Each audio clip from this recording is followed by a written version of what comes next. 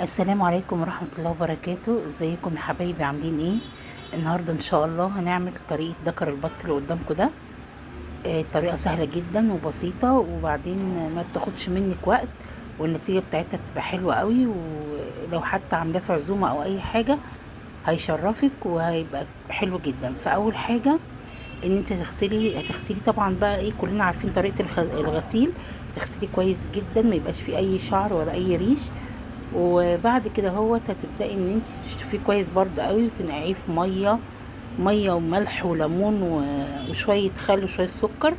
وبعد كده هتبداي ان انت بقى تجهزيه.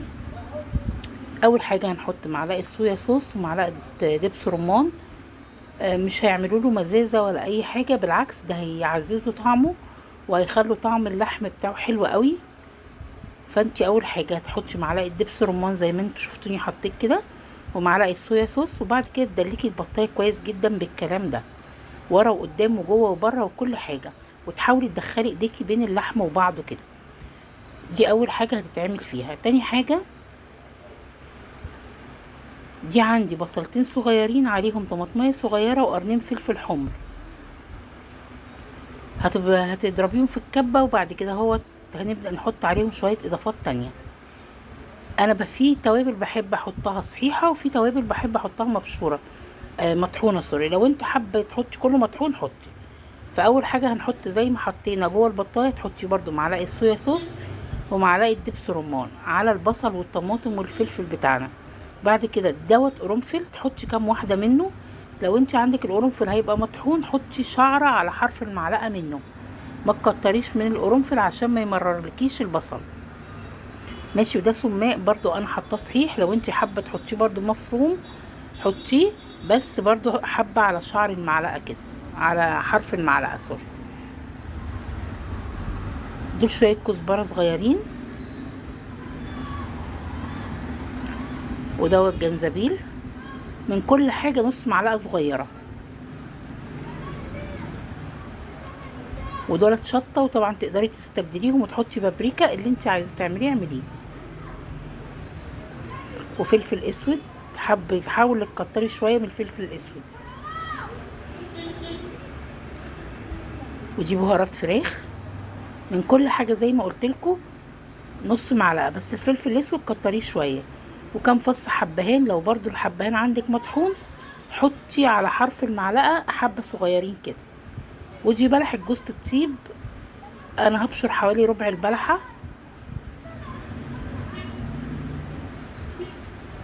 اهي كده،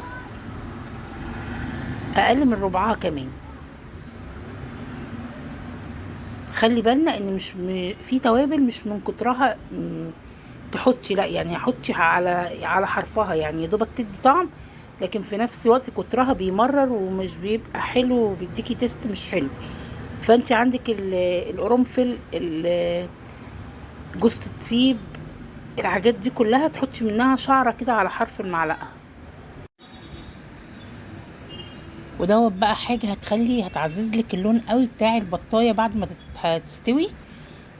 بودره الزعفران، بتتجمع عند اي عطار. هتحطي شويه صغيرين منها كده على البطايه من ورا ومن قدام، وتدلكيهم برضو علشان خاطر كل البطايه تاخد لون، وهتخلي البطايه لونها ذهبي بزياده، هتخليها طعمها حلو ولونها حلو قوي. حطيتي برضو نقطه كده من ورا. خلوا بالكم ان هي بتصفر الايد قوي، فممكن لما تيجي تحطي بودره الزعفران دي تلبسي جوانتي عشان ايدك ما تصفرش قوي. بس عموما هي من الغسيل والمواعين كده بتطلع. قلبي بقى كل التوابل اللي احنا حطيناها مع الملح مع البصل والحاجه، قلبيهم في بعض كويس. وهتبداي تحشي البطايه، وبين الجلد واللحم تحشيه برضو. انا كده خلاص قلبت كله في بعضه، وبعدين هبدا احشي البطايه.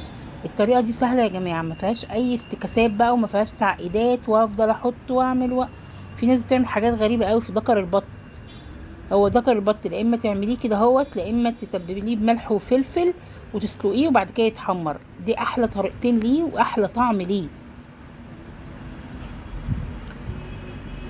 هنا بقى ما بين الجلد واللحم كده هدخل البصل بالتوابل كده احاول على قد ما اقدر ادخل البصل بالتوابل. وهحشي طبعا كمية من البصل جواه، وهاجي هنا من عند الرقبة كده وهفضل برضو احشي عشان الناحية بتاعت الصدر برضو تبقى متطعمة كده بالبصل وبالتوابل ويبقى الطعم حلو. بقية البصل بقى احاول اوزعه على الجلد بتاع البطاية من بره. اهم حاجة يا جماعة لو انتوا عايزين تاكلوا اي طيور حلوة تنضفوها كويس. اهم حاجة زي ما انتوا شفتوا البطاية كانت في الاول لونها عامل ازاي.